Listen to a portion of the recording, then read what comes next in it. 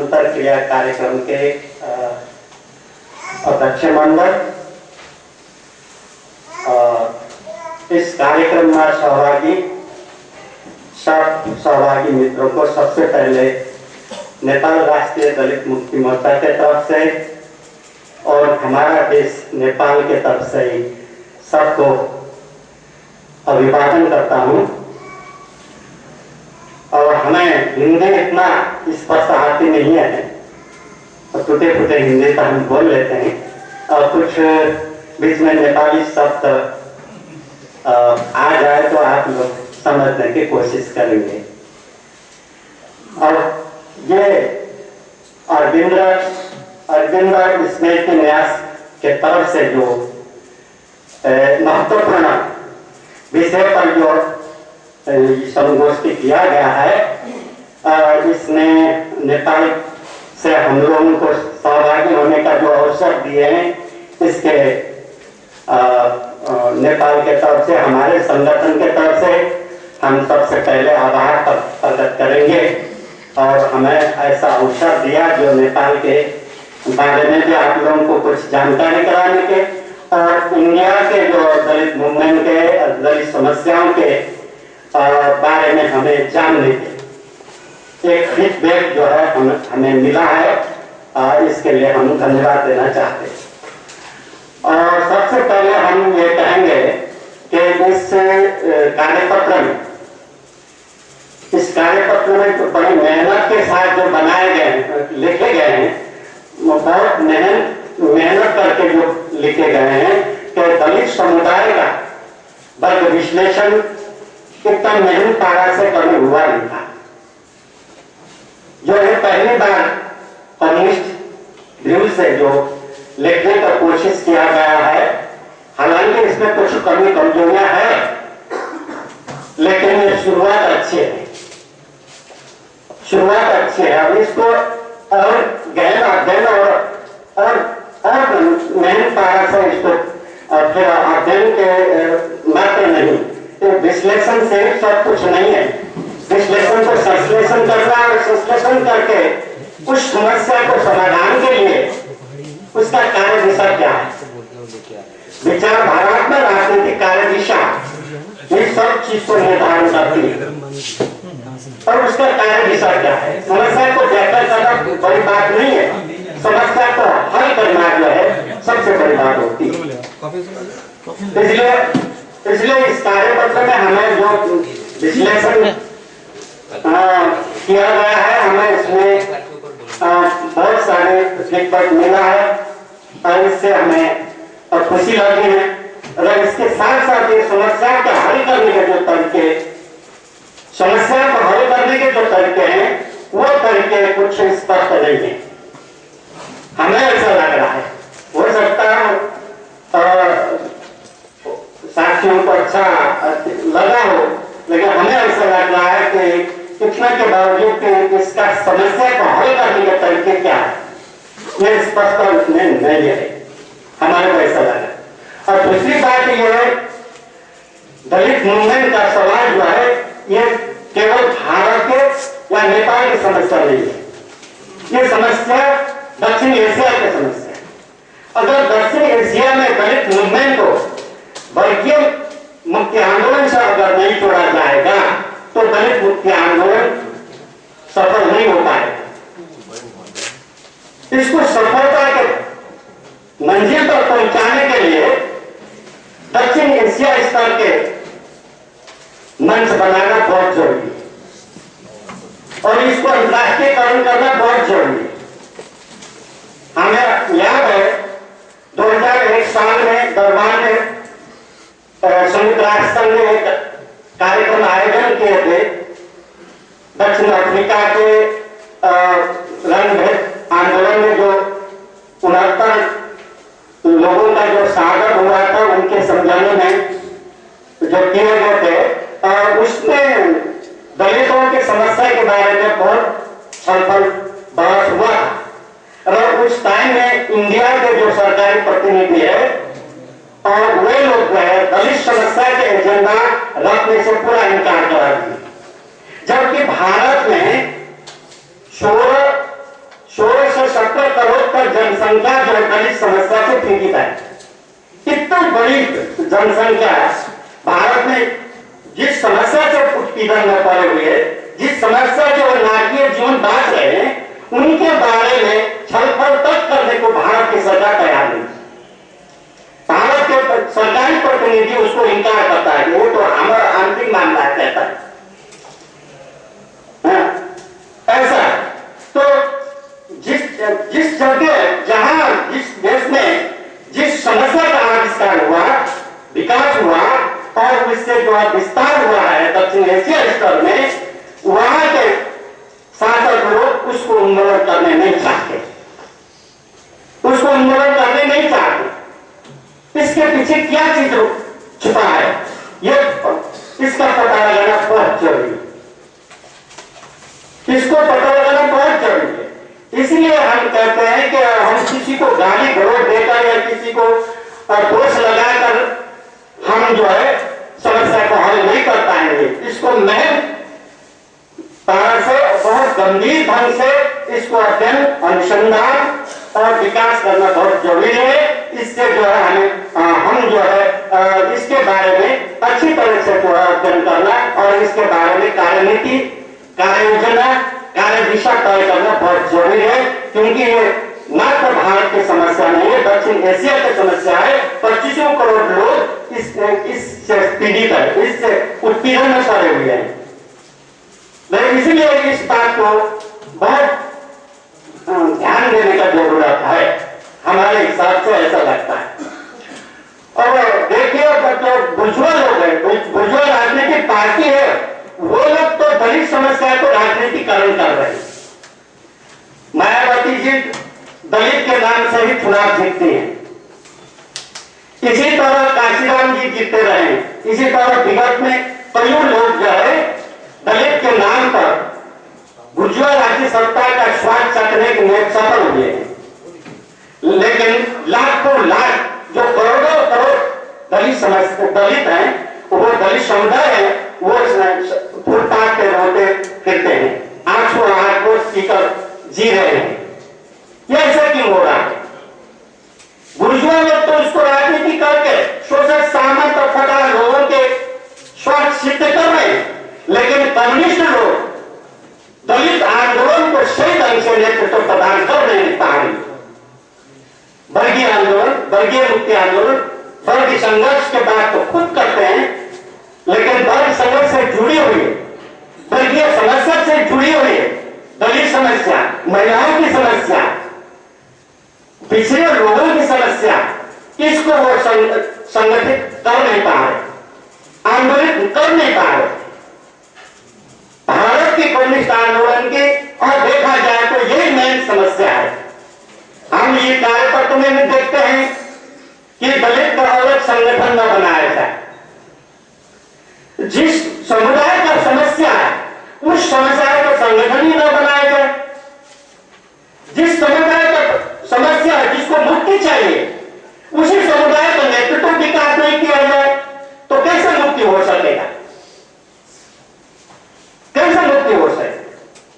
लेकिन उसी समुदाय से नेतृत्व विकास करने का योजना क्या है? जिस समुदाय को समस्या है उसी समुदाय का नेतृत्व विकास करने का योजना किस कार्यपत्र में नहीं है।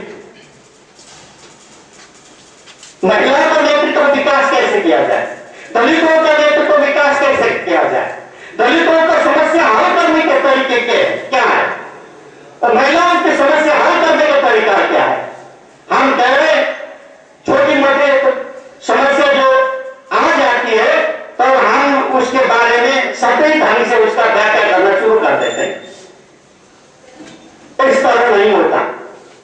इसको गंभीरता पूर्वक लेना जरूरी है, क्योंकि भारत में 16-17 करोड़ जनसंख्या है। नेपाल जैसे 5-6 देश बनते हैं उसके उस पॉपुलेशन से।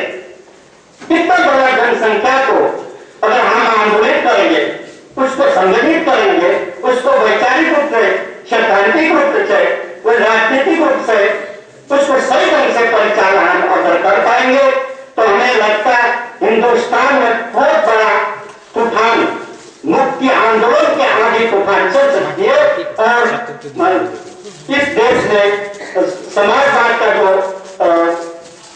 सपना है वो पूरा हो सकता है। अगर उस जिसको मुक्ति चाहिए उसको हम उभराने में, उसको संगठित करने में, उसको आंदोलित करने में अगर हमारा सही कार्य दिशा नहीं होगा तो हम उनको नहीं समझ पाएंगे और उसका फायदा बुर्जुआ लोग उठाते रहेंगे। इस मायने में हम आप लोगों से कहना चाहते हैं कि हमारे देश में 10 वर्ष जनयुद्ध हुआ, नेकपा माओवादी के नेतृत्व में 10 वर्ष जनयुद्ध संचालित हुआ। उस जनयुद्ध में दलित समुदाय के लोग सबसे ज्यादा प्रभावित हुए, महिला सबसे ज्यादा सहभागी हुई, पिछड़े हुए लोग जो अधिकार से वंचित लोग हैं वो सबसे ज्यादा लाभवान हुए हैं, जिसके परिणाम स्वरूप 10 वर्ष तक जनयुद्ध निरंतर चलता रहा। और उस आंदोलन को सही ढंग से अगर नेतृत्व ने सही ढंग से उसको आगे बढ़ाया होता तो नेपाल अब जनवादी राज्य व्यवस्था हो सकता था, जनगणतंत्र हो सकता था। लेकिन विडंबना यह है कि नेपाल के नेतृत्व जो अंतिम पॉइंट पर पहुंचने वाला था उस समय नेपाल के नेतृत्व के जो है वो कामना शुरू कर दिया, डर गया। हम इस ढंग से कहते हैं कि वो डर गया, मरने से वो डर गया। जब नेतृत्व मरने से डर जाता है वहां आंदोलन फर्क खा जाते हैं, आंदोलन धोखा खा जाता है और लोग बलिदान वो सब गड़बड़ हो जाता है। ये है, वैसे नुकसान हो जाता है, कोई काम नहीं आता। ये हुआ है और कुछ नहीं हुआ तो नेपाल में हुआ है।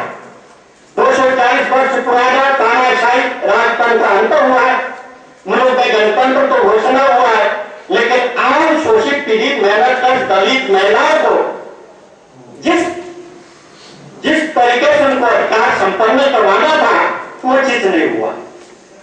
हुआ क्या है, कौवा को देख पाता हर्षण बिस्मार्क, ऐसा ही हुआ।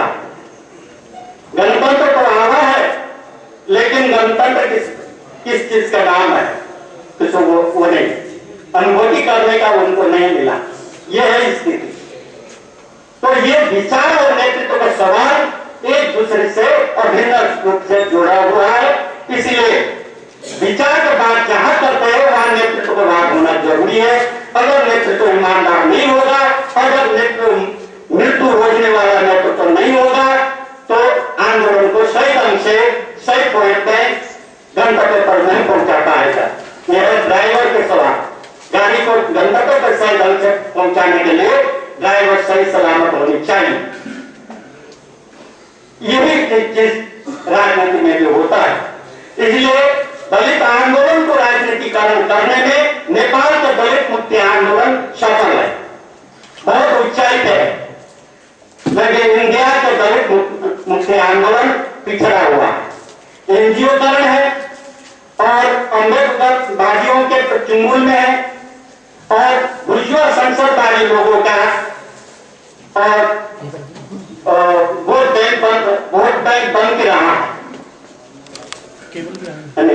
असमान लोगों के बीच में समान प्रतिस्पर्धा कराना और कमजोर लोग, दलित लोग, महिला लोग और गरीब लोग जो है, मजदूर लोग जो है कभी भी चुनाव नहीं जीत पाते।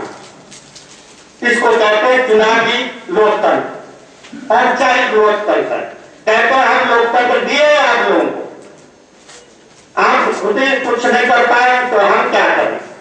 ऐसा लोकतंत्र दिया है, राष्ट्रपति बन सकते हैं, चीफ मिनिस्टर बन सकते हैं, आप लोगों को ऐसा लोकतंत्र दिया है और आप उसमें असक्षम है तो हम क्या करें, ये कहते हैं। लेकिन असमान लोगों के बीच में समान प्रतिस्पर्धा कराए और साम दाम दंड है, मनी मसल प्रयोग करें और गुंडे राज कायम करें। जो बदमाश है, जो लुटेरा है, जो ठग है, जो जनता का दुश्मन है, वो आगे फिर चुनाव जीत के आ जाए। यही हो रहा है। इसलिए ये चुनावी लोकतंत्र जो है, इस चुनावी लोकतंत्र, औपचारिक लोकतंत्र से दलितों का मुक्ति नहीं है। महिलाओं को मुक्ति संभव नहीं है। इसका वास्तविक लोकतंत्र शांतिपूर्ण रूप से अधिकार संपन्न बनाने वाली जो लोकतंत्र है, वो लोकतंत्र स्थापित करने के लिए, और ये पुरानी लोकतंत्र असफल हो चुकी है, इसके लिए नया लोकतंत्र चाहिए, नया लोकतंत्र के कार्यक्रम चाहिए। नया लोकतंत्र प्राप्त करने के लिए राजनीतिक कार्य दिशा चाहिए। किस रास्ते जाकर, किस साधन को अपनाकर हम वो प्राप्त कर सकते हैं, इस दिशा पर ओरिएंटेशन करना बहुत जरूरी है। और दूसरी बात, दलितों को, महिलाओं को राजनीतिकरण करना बहुत जरूरी है। तो उनका अस्तित्व के लिए अलग उनका संगठन बनाने का, सर्वहारा वर्ग के वैचारिक नेतृत्व में उन लोगों को संगठित करना, उनको अस्तित्व से, अपने स्वतंत्र अस्तित्व से वर्ग संघर्ष में सहभागी बनाने का नीति अपनाना बहुत जरूरी है। सर्वहारा वर्ग के नेतृत्व बिना मुक्ति संभव नहीं है, क्योंकि आज का संसार साम्राज्यवाद और सर्वहारा क्रांति का युग है। सर्वहारा वर्ग शोषित पीड़ित मेहनत के जनताओं का मुक्ति का नेतृत्व कर सकता है, और लुटेरों, खौफों, बदमाशों का नेतृत्व साम्राज्यवाद कर रहा है। क्षेत्रीय का मुक्ति चाहते हो, कोई महिला लिंगीय मुक्ति चाहते हैं, और कोई दलित मुक्ति चाहता है, कोई जातीय मुक्ति चाहता है, तो सर्वहारा वर्ग के नेतृत्व बिना प्राप्त नहीं कर सकता। इस बात पर ओरिएंटेशन करना बहुत जरूरी है, क्योंकि आज एनजीओ में साम्राज्यवादी लगानी इतना हो रही है, अरबों रुपए लगानी कर रहे हैं कि ताकि वो लोग यूनिफाइड ना हो, सर्वहारा वर्ग के वैचारिक नेतृत्व में वो लोग यूनिफाइड ना हो। जो मुक्ति चाहने वाले अलग फर्क पड़े रहे, दलित महिला के बारे में बात न करे, महिला दलित के बारे में बात न करे, पिछड़े लोग जो है, अन्य लोग जो है, वो दलित के बारे में बात न करे, और उनको अलग थलग कराकर रख दिया जाए, तो दलितवादी कौन से, उनको सुधारवाद में लेकर फंसा दे, कहेंगे भाई स्थितिवाद को बचाए रखने के लिए साम्राज्यवाद का ये पॉलिसी, ये गिराई नहीं जाए। इसके लिए जो है हम लोगों को संगठित होना, यूनिफाइड करना, सभी लोगों को विचार में एक रूपता कायम, विचार में यूनिफाइड करने का पहल हम सभी लोगों को करना जरूरी है। अगर हम सर्वहारावादी है, अगर हम मार्क्सवादी, लेनिनवादी, माओवादी है, अगर हम मुक्ति चाहते हैं, अगर हम लोग मुक्ति चाहते हैं और मार्क्सवाद के सिवाय और कोई विश्व दृष्टिकोण के जगत में हमारा मुक्ति संभव नहीं है, अगर इस बात का हमारा समझ में है, तो हम लोग मार्क्सवाद के सिद्धांतिक आधार में जो है सभी लोगों को संगठित करना और परिचालित करना, और उनको यूनिफाइड नेतृत्व प्रदान, सर्वहारा वर्ग के राजनीतिक पार्टी, सर्वहारा वर्ग के अग्रदस्ता उन लोगों को नेतृत्व प्रदान करें। इसी ढंग से आगे जाएंगे तो शायद दलित आंदोलन सही जगह पर पहुंचेगा, दलित मुक्ति आंदोलन सफल होगा। इसीलिए हम कहते हैं कि आप सभी से हमारा अनुरोध क्या है कि आप लोग दलित समुदाय को ज्यादा से ज्यादा राजनीतिकरण करें, ज्यादा से ज्यादा सर्वहारा वर्ग के वैचारिक नेतृत्व में उनको संगठित करें, और दलित मूवमेंट को दक्षिण एशिया स्तर में विकास करने में आप लोग सहयोग करें। हम तो चाहते हैं कि दक्षिण एशिया में एक फोरम गठन किया जाए, एक संगठन बनाया जाए। पाकिस्तान में 15 लाख से ज्यादा जनसंख्या पाकिस्तान में दलितों का, श्रीलंका में है, बांग्लादेश में है, मालदीव में है, दलितों का कितना देशों में फैला हुआ है, कई देशों में फैला हुआ है। हमने देखा है कि मॉरिशस में भी दलित है, फिजी में भी दलित है, और इस प्रकार के जो है और दलित जो फैले हुए हैं, ये सभी को यूनिफाइड करने के लिए अंतरराष्ट्रीय करण करके और दक्षिण एशिया स्तर के जो है मंच बना के और आगे बढ़ेंगे तो भारत में इतना बड़ा जनसंख्या है, अगर इसको हम लोग संगठित करें, सही ढंग से इसको परिचालित करेंगे तो इससे नेपाली दलित आंदोलन को भी फायदा होगा, नेपाली दलितों को लिए भी योगदान पहुंचेगा। इसीलिए हम आप सभी लोगों से यही अनुरोध करते हैं कि आप लोग भरसक दक्षिण एशिया स्तर में दलित मुक्ति आंदोलन को विस्तार करने में और यहाँ तक कम्युनिस्ट विचार रखने वाले सब भाइयों सब कमरेडों को हम अनुरोध करते हैं कि दलितों को यूनिफाई करने में मदद करें। इतना कहते हुए हमारा कहना है अंत करते हैं। बहुत धन्यवाद।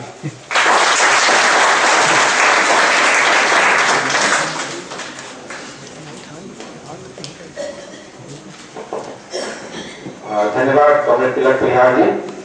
अब मैं मुंबई से आए हुए रिपब्लिकन बैंकर्स की तरफ से शरद गायकवाड़ जी को आमंत्रित करता हूँ।